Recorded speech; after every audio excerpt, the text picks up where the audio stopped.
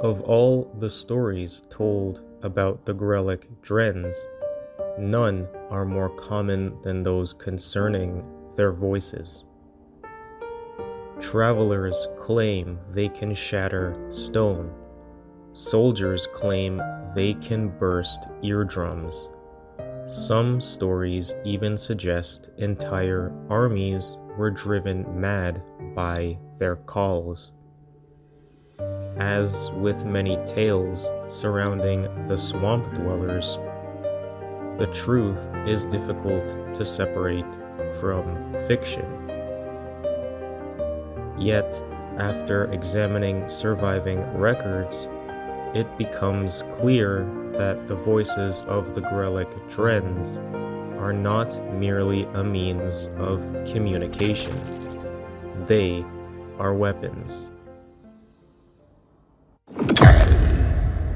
Is it a dream or is it real? The way the wind begins to feel. Hold on tight, don't look back. We're lighting up the track now.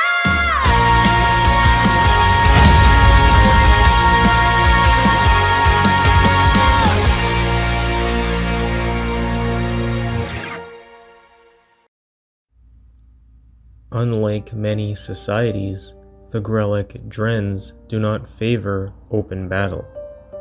The swamp itself discourages such tactics.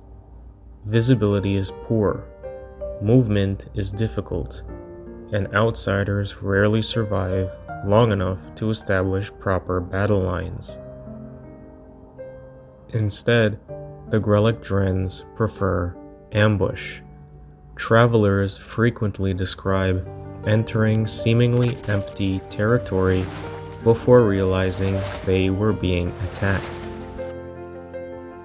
Most intelligent species use vocalization to exchange information. The Grellek Drens are no exception. However, their unique biology grants them capabilities rarely observed elsewhere. Within the throat lies a specialized chamber, capable of producing powerful resonant frequencies. These frequencies can travel considerable distances through swamp fog. A single croak may communicate location. Several croaks may communicate movement. Entire groups can direct attacks without ever exposing themselves. For centuries, imperial scholars assumed these sounds were primitive. They now believe they were mistaken. The true danger emerges when multiple Grellek Drens vocalize together. Under specific conditions, their calls begin to overlap. The frequencies reinforce one another, and the result is a phenomenon known as resonance. Imperial records describe severe headaches, disorientation, loss of balance, temporary deafness, panic, auditory hallucinations, and in rare cases, well, I'm sure you can guess. Scholars continue to debate the exact mechanism responsible. Some argue it is biological, others suspect magic. Many believe it is both. Tribes can become isolated from one another for generations. A species that cannot adapt its communication would quickly fracture. The Grellek Drens evolved a rather elegant solution. Anatomists who examined remains have all noted a peculiar feature. While the species possesses a brain roughly comparable in size to a human's, a disproportionate amount of neural tissue is devoted to auditory processing. This structure has been nicknamed the resonance cortex. No discussion of sonic warfare would be complete without mentioning the infamous 7th expedition. In the year 603, an imperial force entered the marsh in search of Grellek eggs. Over 100 individuals departed. Only 2 returned. The survivors told a remarkable story. They described hearing croaks from every direction, above, below, ahead, behind. Yet they never saw the attackers. Panic spread. Command structure collapsed. The men fled. Most vanished into the swamps, and the Grellek eggs were never recovered. The marshes inhabited by the Grellek span enormous distances. Although the tribes remain connected through religious traditions and migration routes, some populations may spend decades separated from one another. Naturally, their dialects drift. Yet, remarkably, communication rarely breaks down completely. Researchers believe the resonance cortex continuously predicts linguistic patterns and fills in missing information. A Grellek encountering a distant tribe may initially struggle with unfamiliar sounds. However, within hours, comprehension begins. Within days, communication is usually possible.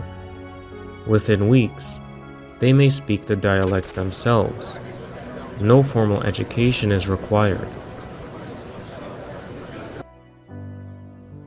Perhaps even more remarkable are the specialized vocal structures responsible for producing Grellek speech. Most species possess a single vocal apparatus. The Grellek possess 3.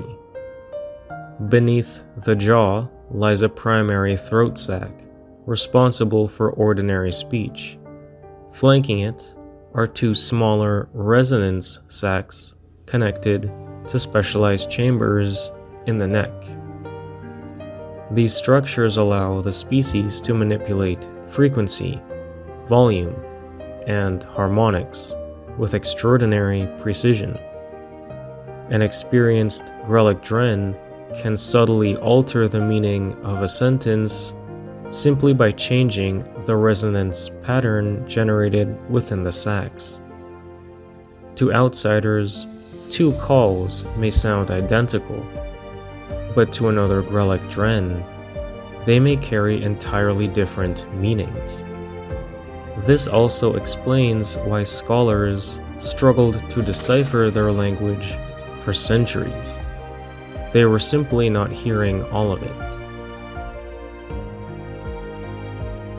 Despite their remarkable comprehension abilities, speaking foreign languages is considerably more difficult. The Grellek can understand sounds they cannot physically produce. A famous example concerns the Ardentarak. The Ardentarak language relies heavily on rapid clicks, shrill screeches, and complex avian trills. A Grellek can learn to understand the language surprisingly quickly. However, reproducing it presents a problem. Their vocal anatomy simply lacks the structures necessary to create many Ardentarak sounds. There exists a quasi-legendary story between a Grellek interpreter and an Ardentarak diplomat. They reportedly required both parties to tolerate extensive mispronunciations. The Ardentarak diplomat later wrote, quote, "He understood every word I spoke, yet when he answered, it sounded as though a swamp spirit was attempting to impersonate a bird." End quote. Perhaps the greatest irony is that outsiders often consider the Grellek Drens primitive because of their croaking language. In reality, they may be among the most naturally gifted linguists in the known world. They simply evolved for a very different kind of communication. To a human, language is made up of words. To a Grellek Dren, language is sound itself, and in the depths of the swamp, where visibility fails and distance obscures all things, sound is often more valuable than sight. I often think what they say if they speak in their sleep. The first soldiers to survive a Grellek chorus did not describe it as a sound. They described it as pressure, a force beneath the skin, a hand closing around the bones. In open air, a single croak from a Grellek Dren can disorient, but when several voices join together, the effect becomes far more dangerous. Their calls overlap, reinforce, and climb through layered frequencies until the surrounding world begins to answer. Armor rattles first, then helmets, then teeth. To a soldier in plate, the effect can be catastrophic. Metal does not merely block the sound, it catches it, it trembles. It carries the vibration inward until the soldier becomes trapped inside his own ringing shell. Survivors speak of breastplates hammering against ribs, helmets vibrating hard enough to split skin, and the gauntlets shaking until fingers could no longer grip a sword. Ships entering Grellek Dren territory often returned warped, split, or not at all. At first, these losses were blamed on the acidic water, the hidden routes, or even poor construction. Later investigations suggested something stranger. Grellek Dren choruses, positioned along the banks, could direct low-frequency croaks into the hulls of passing ships. The vessels would begin to tremble. Nails loosened, ropes shuddered, masts groaned, planks shifted against one another until the ship seemed to sing in agony. Then came the cracks, not all at once, but slowly. Yet there is one known predator that remains largely untouched by such attacks. The Baztazosh. To the Grellek Drens, the Baztazosh are hunger given shape. Massive, dense-boned, and guided more by smell than hearing, these giants appear naturally resistant to sonic assault. Their auditory organs are small, deeply recessed, and protected by thick cartilage. Their bones are heavy enough to absorb vibration rather than carry it. Their muscles and hides act as living dampeners. Where a human soldier collapses in pain, a Baztazosh merely lowers its head and keeps walking. This terrifying resistance fascinated Imperial scholars. If the Baztazosh could survive the chorus, perhaps men could be made to survive it as well. Thus began the development of anti-croak armor. The first Imperial response to the Grellek Dren's sonic warfare was not retreat, but engineering. If the voice could kill, then surely metal could be shaped to resist it. But the Empire misunderstood the weapon. The danger was not volume alone, it was adaptation. A helmet could block one frequency, a shield could dampen another, but a Grellek Dren chorus did not remain still. It climbed, dropped, split, and reformed. The soldiers entered the marsh believing themselves protected, and the Grellek Drens merely changed the song. The first designs were crude: waxed earplugs, padded helmets, layered leather collars, and breastplates lined with dense animal hide. Later models incorporated bastazosh cartilage, suspended metal plates, and resonance-breaking joints designed to prevent vibration from traveling through the entire suit. Some worked, briefly. No discussion of sonic warfare would be complete without mentioning the infamous 7th Expedition. In the year 603, an Imperial force entered the marsh in search of Grellek Dren eggs. Over 100 individuals departed. Only 2 returned. The survivors told a remarkable story. They described hearing croaks from every direction: above, below, ahead, behind. Yet they never saw the attackers. Panic spread. Command structure collapsed. The men fled. Most vanished into the swamps, and the Grellek Dren eggs were never recovered. Naturally, legends soon followed. Some claimed the Grellek Drens could control minds. Others insisted they could summon spirits through song. Some interpreted the sounds as the voice of Vogmar himself. Modern scholars dismiss such claims, of course. Mostly. Yet even today, few are willing to enter the swamp. The voices remain, and their purpose remains only partially understood.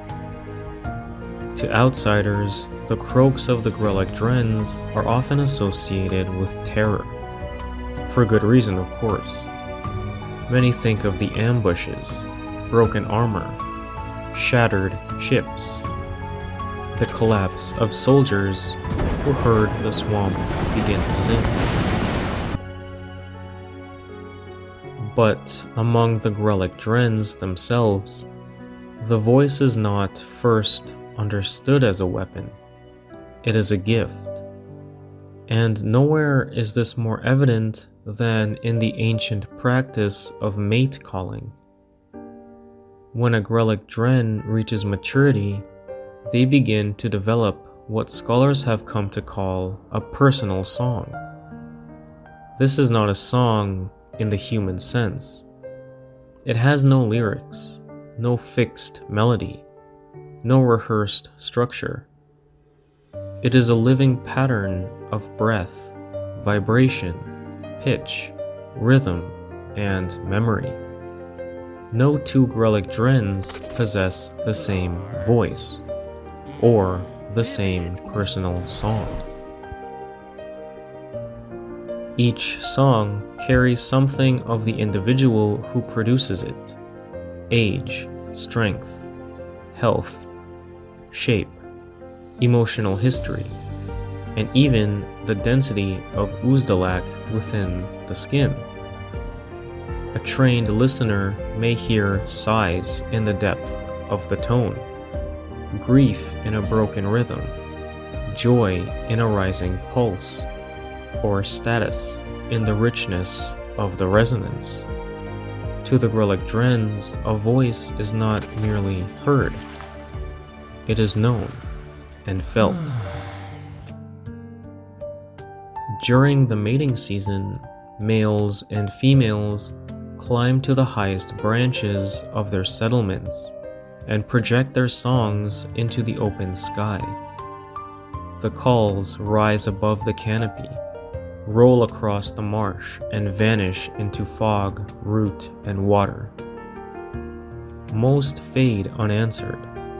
but on rare occasions, two songs meet, and their frequencies overlap. Their vibrations settle into one another. One voice fills the spaces the other leaves behind. When this occurs, the Grellek Drens believe Vogmar has allowed two souls to hear one another across the poison and distance of the world. From that moment, the calling begins. The matched pair may be separated by rivers, predatory grounds, rival territories, or years of travel. Yet they continue to sing. One calls, the other answers. Back and forth, their voices move through the swamp like invisible hands searching through darkness. The process resembles echolocation, but to describe it only as navigation is to misunderstand it. With each exchange, they learn, not through speech, through resonance. A tremor in the call may reveal an old injury. A low sustained note may suggest great size. A delicate harmonic may reveal youth, caution, or sorrow. Bright upward pulses may carry humor or hope. Long descending tones may speak of loneliness, loss, or devotion. By listening, they begin to know the shape of the other before ever seeing them. The body, the color, the old wounds, the patience, the hunger, the heart, and the soul. Some Grellek Drens travel for years to find the one whose song completes their own. They cross acidic waterways, climb through hostile canopies, avoid Bastazosh hunting routes, and pass through territories where even their own kind may not welcome them. Many fail. Some lose the signal. Some continue calling until age takes their voice. But those who succeed describe the first meeting not as discovery, but as recognition, as if they had been approaching one another long before they first began to move. Imperial scholars once dismissed these accounts as instinctive, breeding behavior. Modern observers are less certain. For the Grellek Drens, the croak is prayer, language, memory, warning, grief, and longing. They croak to the great god Vogmar when seeking answers from the divine. They croak to their elders when seeking wisdom. They croak to their children so they will not be afraid in the dark. And they croak to one another when they do not wish to be alone. This may be the great misunderstanding at the center of Grellek history. The outside world first learned to fear their voices because it heard them in a war. But war was never the oldest purpose of the song. Before the croak broke the armor, it called children home. Before it shattered hulls, it carried prayers through the trees. Before it became a weapon, it was a bridge.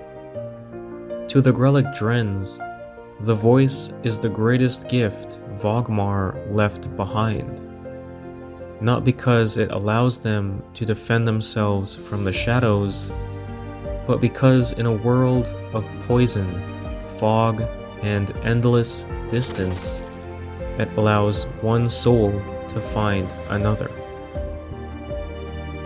Not every use of sonic resonance revolves around battle. Certain religious ceremonies involve enormous vocal gatherings known as choirs.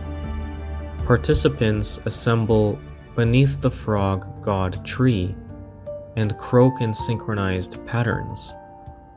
These rituals may continue for hours. Observers describe vibrations that can be felt through the ground itself. The purpose remains uncertain. Some believe the choirs honor Vogmar.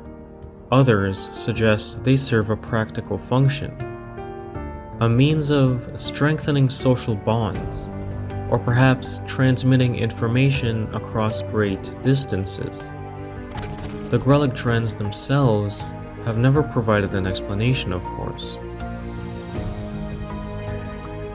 To many outsiders, one of the most puzzling aspects of Grellek Dren society is the complete absence of a written language. No books have ever been recovered. No inscriptions have ever been discovered. No archives exist beneath their settlements. For centuries, scholars interpreted this as evidence of intellectual inferiority. They now believe the opposite may be true. The Grellek Drens do not preserve knowledge through ink. They preserve it through memory. And memory, to them, has a voice, and it is perhaps the loudest voice. It is this voice that preserves their identity as a species. A Grellek Dren may forget a face. They may forget a season. They may even forget a name, but they never forget a song. This has led to some researchers proposing that Grellek Dren history exists not within libraries or monuments, but within the minds of the living. Elders teach ancient resonance patterns to younger generations. Those patterns are then passed onward, again and again. The result is a living archive stretching backward through centuries. Battles, floods, migrations, and perhaps most importantly, the white light is remembered through song. Even today, certain shamans are said to know melodies first sung hundreds of years ago. To hear one of these ancient songs is, in a sense, to hear history itself. This system places extraordinary importance upon age. Among many societies, the elderly are respected because of their experience. Among the Grellek Drens, they are respected because they contain the past. A 200-year-old shaman is not merely an individual, they are an archive. Within his memory may exist stories, warnings, genealogies, rituals, and songs that have survived longer than some kingdoms. The importance of a voice most apparent following a passing. When a Grellek Dren passes from this world and enters the next, their remains are wrapped in leaves and offered to the frog god tree. Yet, this is only part of the ritual. The greater responsibility belongs to the living, as is always the case when it comes to funeral rites. For several nights, family members gather beneath the canopy and sing the personal song of the dearly departed. Each repetition preserves the song within the minds of those who remain. Their loved ones learn it and commit it to memory. Future generations will learn fragments of it. In this way, a portion of the individual survives, not in stone or scripture, but in memory. No Grellek Dren is truly gone, because none of them are ever forgotten. As long as one Grellek Dren remains, then they all remain. Return to the earth, our brother, your spirit is free. For a people who believe sound carries prayer, love, history, and identity, this may be the closest thing they possess to immortality, not an eternal soul, not an undying body, but the hope that long after they are gone, someone, somewhere beneath the canopy, will still remember their song. The Grellek Drens believe that a voice remembered is a life that has not entirely ended. This belief gives rise to one of the most sacred responsibilities in their culture: to remember the songs of those who came before, and one of the greatest tragedies, to forget.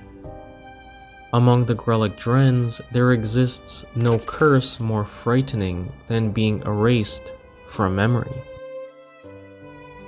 To them, there exists no prison and no dungeon. The swamp itself serves a punishment enough for most transgressions. Minor crimes are often repaid through labor, resource gathering, or ritual acts of service beneath the frog god tree. More serious offenses may result in temporary exile from a settlement. Yet, for the gravest crimes, there exists a punishment so feared that many outsiders struggle to understand it. It is simply known as the silence. The ceremony is reserved for crimes considered unforgivable. The deliberate destruction of eggs, betrayal of the settlement during times of war, the theft of sacred offerings dedicated to Vogmar, treason, heresy. Accounts differ regarding the exact process, for few outsiders have witnessed it directly. Most descriptions speak of an ancient ritual performed by the shaman beneath the frog god tree.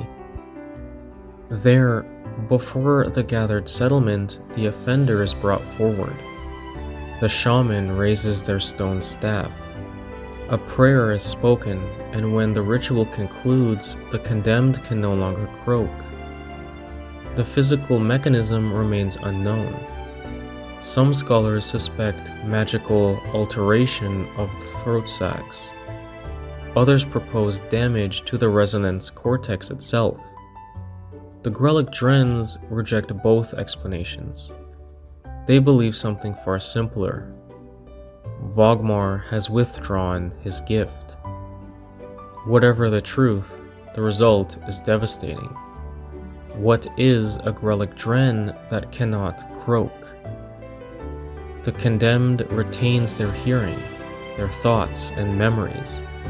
They can still understand every word spoken around them, yet they cannot answer. For most species, this might appear little more than muteness. For the Grellek Drens, it is something far worse. A Grellek Dren does not merely use their voice, they live through it. Their prayers are spoken through croaks. Their friendships are maintained through croaks. Their history is preserved through croaks. Their mates are found through croaks. To lose one's voice is to lose participation in nearly every aspect of Grellek life. One ancient account describes a silenced individual attending a religious ceremony beneath the frog god tree. As the congregation joined together in prayer, the condemned remained motionless, listening and unable to join, unable to answer, and unable to be heard. Many silenced individuals voluntarily leave their settlements. Some wander the swamp alone for the remainder of their lives.